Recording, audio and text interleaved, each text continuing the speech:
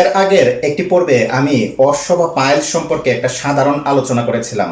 আজকের পর্বে আমরা জানবো এই যে আমাদের মলদ্বারে অশ্ব বা পাইলস বা হেমোরয়েড হয়ে থাকে, তো সার্জারি বা অপারেশন করার পরেও কিন্তু এটা বারবার আমাদের হচ্ছে, অর্থাৎ সার্জারি বা অপারেশন করেও এই রোগ কেন ভালো হচ্ছে না, এই সম্পর্কে আজকে আমরা বিস্তারিত জানবো।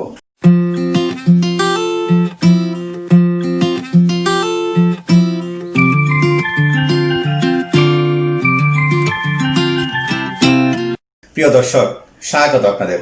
আমি দেলোয়ার জাহান ইমরান, হোমিওপ্যাথিক ডক্টর এবং প্রাইভেট প্র্যাকটিশনার।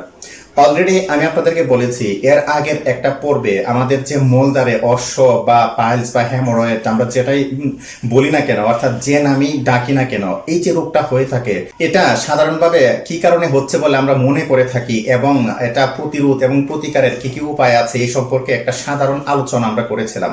আজকের পর্বে আমরা জানবো অ্যালোপ্যাথিক চিকিৎসায় কেন পাইলস বা অশ্ব বা হেমোরয়েড ভালো হয় না এবং সার্জারি বা অপারেশন করেও কিন্তু এই সমস্যাটি যায় না, অর্থাৎ পুরোপুরি ঠিক হয় না, অথবা ঠিক হলেও 95% ক্ষেত্রে দেখা যায় যে অশ্ব বা পাইলসের সমস্যা কিন্তু আবার তৈরি হয়ে যাচ্ছে। কিন্তু কেন হচ্ছে, তো এই বিষয়গুলি সম্পর্কে আমরা বিস্তারিত জানবো। প্রথমে আসুন একটা সাধারণ ধারণা দিয়ে নিই। এই যে আমি অশ্ব বা পাইলস বা হেমোরয়েড বলছি, তো বিষয়টা মূলত কি? এটা মূলত আমাদের মলদ্বারের একটা রোগ। দেখা যায় যে রেকটামের নিচের অংশে বা মলদ্বারের মধ্যে ভেরিকোজ ভেনের তৈরি হয়, অর্থাৎ সেখানকার শিরা কোনো না কোনো কারণে দেখা যায় যে প্রসারিত হয়ে যায় বা ফুলে যায় বা ফেপে যায়। তো এই অবস্থাটাকেই বলা হয়ে থাকে আপনার পাইলস বা অশ্ব। আবার কারো কারো ক্ষেত্রে দেখা যায় যে এই সমস্যাটি হলে তার ব্লিডিং হচ্ছে, অর্থাৎ মলদ্বার দিয়ে তার রক্ত পড়ছে, অথবা দেখা যায় যে মলদ্বারে তার জ্বালা পোড়া করছে, ভেজা ভেজা থাকছে, অথবা মলদ্বারে ব্যথা করছে। এক একজনের ক্ষেত্রে দেখা যায় যে এক এক রকম অনুভূতির সৃষ্টি হচ্ছে। তো যাদের ক্ষেত্রে দেখা যায় যে ওই রকম ফুলে যাচ্ছে শিরাটা, অর্থাৎ মলদ্বারের মধ্যে যে বলি তৈরি হয়ে থাকে আঙ্গুরের মতো বা ছোট ছোট যে আপনার মাংসপিণ্ডের মতো তৈরি হয়ে থাকে, তো এই যে তৈরি হয় মাংসপিণ্ডের মতো, এটার কারণে কিন্তু আপনার টয়লেট করার ক্ষেত্রে বা পায়খানা করার ক্ষেত্রে একটা বাধার সৃষ্টি হয়ে থাকে। তো অনেকেই দেখা যায় যে এটা সার্জারি করে ঠিক করার চেষ্টা করে থাকেন। এই যে আপনার বলি তৈরি হচ্ছে বা মাংসপিণ্ড তৈরি হচ্ছে বা এখানে আপনার শিরাগুলো ফুলে যাচ্ছে, ফেঁপে যাচ্ছে এবং এর কারণে পায়খানা করতে আপনার সমস্যা হচ্ছে, অনেক সময় দেখা যায় যে এটাকে কেটে ঠিক করার চেষ্টা করা হয়ে থাকে, অর্থাৎ অপারেশন করে এটাকে অপসারণ করার চেষ্টা করা হয়ে থাকে। তো আপনি দেখবেন এটা যখন অপারেশন করে অপসারণ করা হয়ে যায় বা সার্জারি করে এটা কেটে ফেলে দেওয়া হয়, আপনি হয়তো সাময়িক সময়ের জন্য একটু আরাম পেতে পারেন। এটা কিন্তু একটা পার্মানেন্ট সলিউশন না, এটা মূলত একটা সুপারফিশিয়াল থিঙ্কিং এবং সুপারফিশিয়াল একটা ট্রিটমেন্ট, অর্থাৎ উপরে উপরে চিন্তা করে আপনাকে এবং উপরে উপরে ট্রিটমেন্ট দিয়ে আপনাকে কিন্তু এখানে ঠিক করা হচ্ছে সাময়িক সময়ের জন্য। কারণ হলো এই যে আপনার পাইলস বা আপনার অশ্ব বা আপনার হেমোরয়েড তৈরি হচ্ছে, তো এর পিছনে দেখা যায় যে সাধারণভাবে আমরা কিছু কারণ দেখে থাকি, আর সেই কারণগুলো হলো আমাদের পেটের সমস্যা, অথবা গর্ভাবস্থায় দেখা যায় যে এই সমস্যাটা হচ্ছে। তো পেটের বিভিন্ন পীড়া যদি আপনার দীর্ঘদিন যাবত থাকে, যেমন ধরুন হয়তো আপনার আমাশা বা কোষ্ঠকাঠিন্য, অথবা আপনার ডায়রিয়া, অথবা আইবিএস আইবিডি ক্যাটাগরির রোগগুলো নিয়ে যারা ভুগছেন, তো যখন এই ক্যাটাগরি রোগের কারণে আপনার এই যে ঘন ঘন টয়লেটের একটা প্রবৃত্তি থাকে বা মলদ্বারে ওইখানে একটা চাপ সৃষ্টি হয়ে থাকে, অথবা যারা বহুদিন যাবত কোষ্ঠকাঠিন্য বা কনস্টিপেশনে ভুগছেন, তো দেখা যায় কনস্টিপেশন থাকার কারণে আপনার মলদ্বারে কিন্তু চাপ পড়ছে। তো এই যে মলদ্বারে চাপ পড়ছে, এই চাপ পড়ার কারণে দেখা যায় সেখানে শিরাটা ফুলে উঠছে, অর্থাৎ ভেরিকোজ ভেইনের তৈরি হচ্ছে। তো এই যে সমস্যাটি হচ্ছে এর পিছনে আমরা সাধারণভাবে কি দেখছি, যে মলদ্বারে চাপ পড়ছে। তো গর্ভাবস্থায় দেখা যায় মহিলাদের মধ্যে বিভিন্ন প্রকার মেডিসিন খেতে বলা হয়ে থাকে, বিশেষ করে আয়রন থেরাপি তাদেরকে দেওয়া হয়ে থাকে, আয়রন, জিঙ্ক, ফলিক অ্যাসিড এগুলো দেওয়া হয়ে থাকে। তো অনেক মা বোনরা আছেন যে ওই সময় দেখা যায় তারা কিন্তু বেশি পানি খান না, পানি পান করেন না, তো কোষ্ঠকাঠিন্য ভোগার প্রবণতাটাও কিন্তু তখন তৈরি হয়। তাছাড়া বাচ্চা গর্ভে থাকার কারণে দেখা যায় ওইখানে রেকটামে একটা প্রেসার পড়ে। তো এই সকল কারণে কিন্তু আপনার পাইলস বা অশ্ব বা হেমোরয়েড যেগুলো ডেভেলপ করতে পারে। যে বিষয়টা আমি আপনাদেরকে বলছিলাম ইতিপূর্বে, এই যে পাইলস বা অশ্ব বা হেমোরয়েড তৈরি হচ্ছে বা মলদ্বারে ব্লিডিং হচ্ছে বা মলদ্বারে বলি তৈরি হচ্ছে বা মাংসপিণ্ড তৈরি হচ্ছে এবং সেগুলো বের হয়ে আসছে, এর জন্য দেখা যায় যে আপনি সার্জারি করে এটাকে ঠিক করছেন এবং সার্জারি করার কিছুদিন পরে সেটা আবার হয়ে যাচ্ছে এবং 95% ক্ষেত্রে এটা আবার হয়ে যাচ্ছে। 5% ক্ষেত্রে দেখা যায় তারা সার্জারি করার পরে যখন তাদের পেটের সমস্যাগুলো তারা ট্রিটমেন্টে থাকেন, অর্থাৎ তাদের পেটের সমস্যাগুলো ঠিক করার জন্য ট্রিটমেন্টে থাকেন অথবা লাইফস্টাইল মেনটেন করে চলেন, 5% ক্ষেত্রে দেখা যায় সেটা ব্যাক করে না, কিন্তু 95% ক্ষেত্রেই সেটা আবার ব্যাক করছে। অর্থাৎ মলদ্বারে কিন্তু বলি তৈরি হচ্ছে বা ব্লিডিং তৈরি হচ্ছে, জ্বালাপোড়া, ব্যথা এগুলো কিন্তু হচ্ছে, অর্থাৎ পাইলসের সমস্যাটা তৈরি হচ্ছে। তো কিছুক্ষণ আগেই আমি আপনাদেরকে স্বাভাবিকভাবে চিন্তা করলে যে কারণগুলো আমরা পাই, যে আপনার পেটের বিভিন্ন গোলযোগ বা গর্ভাবস্থা এগুলো বলি। তো এই যে পেটের গোলযোগ তৈরি হচ্ছে, এটাকে আমরা সাধারণ কারণ বলছি। কিভাবে? ঠিক এক্স্যাক্টলি, অর্থাৎ এই যে আমার বলি তৈরি হচ্ছে, এখানে প্রেসার পড়ছে, এই কারণে তৈরি হচ্ছে। তো কেন প্রেসার পড়ছে? কারণ হলো আমার পেটে সমস্যা আছে। এই যে পেটে সমস্যা আছে, তো এর জন্য আপনি ট্রিটমেন্ট নিচ্ছেন না, অথবা পেটের সমস্যা ট্রিটমেন্ট নিলেও দেখা যায় যে আপনার পেটের সমস্যা কিন্তু স্থায়ীভাবে ঠিক হচ্ছে না।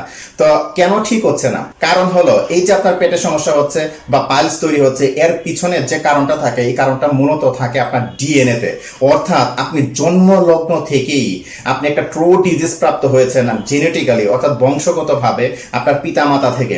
এই যে ট্রু ডিজিজ আপনি পেয়েছেন, এই ট্রু ডিজিজগুলোর মধ্যে যেটা প্রিডমিনেন্ট অবস্থায় রয়েছে, সেটা দেখা যায় যে আপনার শরীরে বিভিন্ন প্রকার লক্ষণ এবং উপসর্গ তৈরি করছে।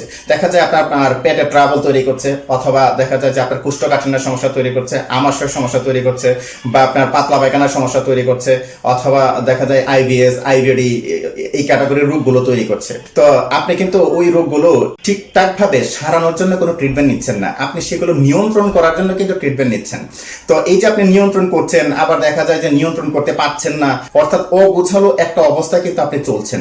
তো যার কারণে দেখা যায় এক সময় আপনার রেকটামে চাপ পড়ার কারণে ওইখানে কিন্তু আপনার শিরাগুলো ফুলে উঠছে, অর্থাৎ ভেরিকোজ ভেন তৈরি হচ্ছে, অর্থাৎ পাইলসের বলি বা মাংসপিণ্ড কিন্তু তৈরি হচ্ছে। তো অলরেডি আমি বলেছি যে আপনি জন্মলগ্ন থেকে কিন্তু ট্রু ডিজিজ নিয়ে আসছেন। তো এখানে হয়তো আপনার এখানে টিউবারকুলার থাকতে পারে, অর্থাৎ টিডি টিউবারকুলার ডায়াথিসিস থাকতে পারে, অথবা কারো কারো ক্ষেত্রে দেখা যায় সোরিক থাকতে পারে। তো এছাড়াও আরো বিভিন্ন ট্রু ডিজিজ থাকতে পারে, পিটিএস থাকতে পারে, পিওরএস থাকতে পারে, সাইকোটিক, সিফিলিটিক, এগুলো কিছু না কিছু থাকতে পারে কারো মধ্যে প্রিডমিনেন্ট। কারো কারো ক্ষেত্রে দেখা যায় যে মাল্টিপল কনস্টিটিউশন থাকতে পারে। দেখা যায় যে হয়তো উনি টিউবারকুলার ডায়াথিসিসের পেশেন্ট, কিন্তু হয়তো ওনার সোরিক প্রিডমিনেন্ট, বা কারো সাইকোটিক প্রিডমিনেন্ট, বা কারো সিফিলিটিক প্রিডমিনেন্ট। তো আপনার মলদ্বারের যে আরো রোগগুলো হয়ে থাকে, যেমন আপনার অ্যানাল ফিস্টুলা। তো ফিস্টুলার ক্ষেত্রে আবার আমরা দেখি যে তারা টিউবারকুলার ডায়াথিসিস, কিন্তু সিফিলিটিক প্রিডমিনেন্টটা তাদের বেশি থাকে। তো এই যে ট্রু ডিজিজ গুলো আছে, এগুলো মূলত আপনি জন্মলগ্ন থেকে আপনি নিয়ে আসছেন। কিভাবে নিয়ে আসছেন? জেনেটিক ম্যাটেরিয়ালস গুলো নিয়ে আসছেন কিন্তু আপনি ক্রোমোজোমের মাধ্যমে। যখন পিতার শুক্রাণু এবং মাতার ডিম্বাণু মিলে জাইগোটটা তৈরি হয়, এর ভাইটাল ফোর্সটা ঘিরে যে ক্রোমোজোমটা থাকে, এগুলো কিন্তু আপনার পিতা থেকে নিয়ে আসছেন অর্ধেক এবং মাতা থেকে নিয়ে আসছেন অর্ধেক, অর্থাৎ 46 যে ক্রোমোজোম থাকে, অর্ধেক পাচ্ছেন আপনার পিতা থেকে, অর্ধেক পাচ্ছেন আপনার মাতা থেকে। আবার আপনার পিতা মাতা পেয়েছে তাদের পিতা মাতা থেকে, তারা পেয়েছে তাদের পিতা মাতা থেকে। অর্থাৎ বহু বছরের যারা আপনার পূর্বপুরুষ আছে, অর্থাৎ পূর্ববর্তী প্রজন্ম আছে, তাদের জেনেটিক ম্যাটেরিয়ালস কিন্তু আপনি ধারণ করছেন। তো এই যে আপনি ট্রু ডিজিজগুলো নিয়ে আসছেন বংশগতভাবে, তো সেগুলোর মধ্যে যেটা আপনার প্রিডমিনেন্ট থাকবে, সেটাই মূলত আপনার শরীরে বিভিন্ন প্রকার লক্ষণ এবং উপসর্গ তৈরি করবে। যেমন ধরুন আপনার পেটের সমস্যা তৈরি করছে, বা পেটের সমস্যার কারণে আপনার পাইলসের সমস্যা তৈরি হচ্ছে। তো এই যে লক্ষণ এবং উপসর্গগুলো তৈরি হচ্ছে, পেটের সমস্যা তৈরি করছে, পেটের সমস্যাকে আমরা কোষ্ঠকাঠিন্য নাম দিয়ে ট্রিটমেন্ট করছি, অথবা ডায়রিয়া নাম দিয়ে ট্রিটমেন্ট করছি। তারপর আপনার রেকটামের নিচের দিকে বা মলদ্বারে শিরা ফুলে গেল, এই শিরা ফোলাটাকে আমরা কি অর্শ বা পাইলস নাম দিয়ে কিন্তু ট্রিটমেন্ট করছি। এই যে আপনার ডিএনএ তে একটা ট্রু ডিজিজ রয়েছে, এবং এই ট্রু ডিজিজ কর্তৃক সৃষ্ট কিছু লক্ষণ এবং উপসর্গকে রোগের নাম দিয়ে আমরা স্থানিকভাবে ট্রিটমেন্ট করছি। অর্থাৎ আপনার রেকটামে শিরা ফুলে গেছে, আপনি শিরা কেটে ফেলে দিলেন, কিন্তু আপনার পেটে যে সমস্যাটা আছে সেটাও আপনার ঠিকঠাকভাবে আপনার ট্রিটমেন্ট করা হলো না, অর্থাৎ সেই সমস্যাটা কিন্তু আপনার রয়ে গেল। তাছাড়া আপনার পেটে যে সমস্যাটা তৈরি করছে আপনার ডিএনএ তে অবস্থান, ট্রু ডিজিজটি, সেটিকে নিয়ে কিন্তু কোনো চিন্তাই করা হচ্ছে না। একমাত্র হোমিওপ্যাথিক ট্রিটমেন্ট সিস্টেম, বিশেষ করে রিয়েল হোমিওপ্যাথিক থেরাপিউটিক মেথডে যদি আপনি ট্রিটমেন্ট নেন এক্সপার্ট একজন হোমিও চিকিৎসকের তত্ত্বাবধানে, তখন দেখবেন যে আপনার পা থেকে মাথা পর্যন্ত যত প্রকার উপসর্গ তৈরি করছে আপনার ডিএনএ তে বর্তমান ট্রু ডিজিজটি, সেটি কিন্তু আস্তে আস্তে রিসিসিভ হয়ে আসবে। তো যখন দেখবেন যে আপনার পা থেকে মাথা পর্যন্ত যত প্রকার উপসর্গ আছে, হয়তো আপনার মাথায় ব্যথা থাকতে পারে, বা আপনার পেটের সমস্যা থাকতে পারে, অথবা আপনার চর্মরোগও থাকতে পারে, অথবা দেখা যায় যে আপনার এই যে পেটের বিভিন্ন পীড়ার কারণে আবার দেখা যায় আপনার অশ্ব বা আপনার পালস তৈরি হচ্ছে। তো যখন এই সিনড্রোম গুলো, অর্থাৎ সার্বিকভাবে আপনি দেখছেন যে আপনার শরীরে রোগ যন্ত্রণাগুলো কমছে, অর্থাৎ আপনার যে বিভিন্ন সিনড্রোম বা উপসর্গ আছে, কষ্ট আছে, সেই কষ্টগুলো কমে আসছে। হয়তো আপনার মলদার ফোলা আছে, ফোলাটা একটু কমে আসলো, অথবা মলদার আপনার জ্বালা পোড়া করছে, ব্যথা করছে, ব্যথাটা কমে আসলো, তখনই আপনি বুঝে যাবেন যে আপনার ডিএনএ তে যে ট্রু ডিজিজটি আছে সেটা প্রচ্ছন্ন হচ্ছে, অর্থাৎ রিসিসিভ হচ্ছে। আর সেটা মূলত করতে পারেন এক্সপার্ট একজন হোমিও চিকিৎসক, যিনি রিয়েল হোমিওপ্যাথিক থেরাপিউটিক মেথডে ট্রিটমেন্ট দিতে পারেন। তো এর জন্য কিন্তু আপনার একটা কেস টেকিং জরুরি, অর্থাৎ ইনভেস্টিগেশন। হোমিওপ্যাথিক নিয়মে কিন্তু একটা ইনভেস্টিগেশন জরুরি। তো এখানে আপনার ট্রু ডিজিজটি নির্ণয় করে যদি আপনাকে চিকিৎসা দিতে হয়, এখানে কিন্তু হোমিওপ্যাথিক নিয়মে আপনার ইনভেস্টিগেশন করতে হবে, যেহেতু আপনি হোমিওপ্যাথিক চিকিৎসা নেওয়ার জন্য হোমিওপ্যাথিক চিকিৎসকের কাছে আসছেন। এখানে অ্যালোপ্যাথির মতো ট্রিটমেন্ট দিলে বা অ্যালোপ্যাথির মতো ইনভেস্টিগেশন করলে কিন্তু আপনার রোগ আদৌ সারবে না।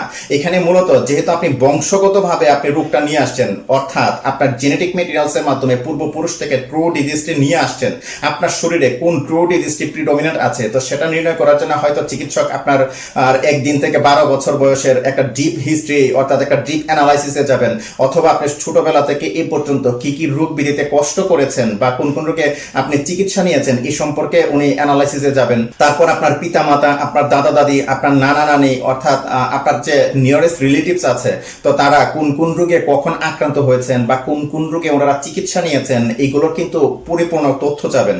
তো এই যে তথ্যগুলো আছে, এই তথ্যগুলো দেখা যায় যে পেশেন্টের মা ঠিকঠাকভাবে দিতে পারে। তো আমরা যখন এরকম দুরারোগ্য রোগ যেগুলোকে বলে অ্যালোপ্যাথিক সিস্টেমে বা ক্রনিক ডিজিজ যেগুলোকে বলে, তো এগুলোর ট্রিটমেন্ট দিতে যাই, তো তখন আমরা বলি যে আপনার আম্মাকে নিয়ে আসবেন। তখন দেখা যায় যে এই যে আমরা ফ্যামিলি হিস্ট্রি নেই বা নিয়ারেস্ট রিলেটিভস এর হিস্ট্রিগুলো নেই, তো তখন দেখা যায় যে পেশেন্টের আম্মা এগুলো সম্পর্কে ঠিকঠাকভাবে তথ্য দিতে পারেন। তো অনেক সময় দেখা যায় যে পেশেন্ট কিন্তু এই সম্পর্কে অবগত থাকেন না, যে ওনাদের আব্বা মা, দাদা দাদি, নানা নানি কে কোন রোগে ভুগেছেন বা কে কোন রোগে চিকিৎসা নিয়েছেন। তো যার কারণে আমরা বলি যে আপনার আম্মাকে নিয়ে আসবেন। তো এই বিষয়গুলো অবশ্যই আপনারা মনে রাখবেন। যেহেতু আপনি একজন হোমিও চিকিৎসকের কাছে হোমিওপ্যাথিক ট্রিটমেন্ট নিতে যাবেন, অবশ্যই হোমিওপ্যাথিক নিয়মে বা হোমিওপ্যাথিক প্রিন্সিপাল অনুসারে কিন্তু এখানে ইনভেস্টিগেশন জরুরি, যেহেতু আপনার শরীরে হোমিওপ্যাথিক মেডিসিন প্রয়োগ করা হবে। তো দেখা যাচ্ছে যারা এই সকল রোগ বিধিতে আক্রান্ত থাকেন, তারা মূলত এক্সপার্ট এবং দক্ষ হোমিও চিকিৎসকের কাছে খুব কম যান। তারা বেশিরভাগের ক্ষেত্রে দেখা যায় যারা মেডিসিন বিক্রি করে, মেডিসিন খাওয়ায় 6 মাস 7 মাস 8 মাস, ওই তাদের কাছে গিয়ে মেডিসিন খায়।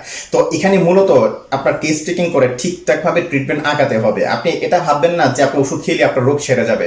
হোমিওপ্যাথিতে এই সকল রোগ একবার নির্দোষভাবে ঠিক হয়ে যায়।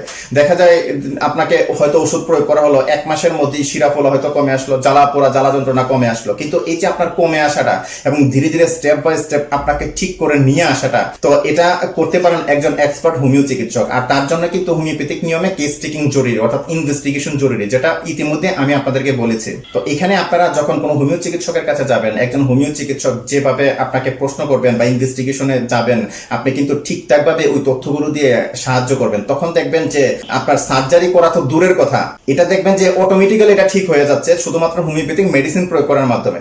অর্থাৎ এই রোগগুলো, এই যে আপনার পায়খানার রাস্তা জ্বালা পোড়া করছে, পায়খানার রাস্তা দিয়ে আপনার ব্লিডিং হচ্ছে, অথবা আপনার বলি তৈরি হয়ে আছে, অথবা আমরা যেটাকে বলি যে মাংসপিণ্ডে তৈরি হয়ে আছে আঙ্গুর ফলের মতো, এগুলো দেখবেন যে ধীরে ধীরে এগুলো কিন্তু মিলিয়ে যাচ্ছে, ঠিক হয়ে যাচ্ছে শুধুমাত্র মেডিসিন প্রয়োগ করার মাধ্যমে। তো অলরেডি আপনারা বুঝে গেছেন যে এর জন্য অবশ্যই রিয়েল হোমিওপ্যাথিক থেরাপিউটিক সিস্টেমে দক্ষ একজন এক্সপার্ট হোমিও চিকিৎসকের তত্ত্বাবধানে আপনাদেরকে ট্রিটমেন্ট নিতে হবে, যিনি ঠিকঠাকভাবে অ্যানালাইসিস করে আপনার শরীরে ধাপে ধাপে মেডিসিন প্রয়োগ করবেন এবং ধীরে ধীরে আপনার ডিএনএতে যে জেনেটিক মেটেরিয়ালস বা দুরারোগ্য রোগের যে জেনেটিক মেটেরিয়ালস রয়েছে বা যে ট্রু ডিজিজগুলো আপনি নিয়ে আসছেন, তো সেগুলোর মধ্যে যেগুলো প্রিডমিনেন্ট সেগুলোকে রিসিসিভ করবেন। তো আজকে এই পর্যন্তই, ধন্যবাদ।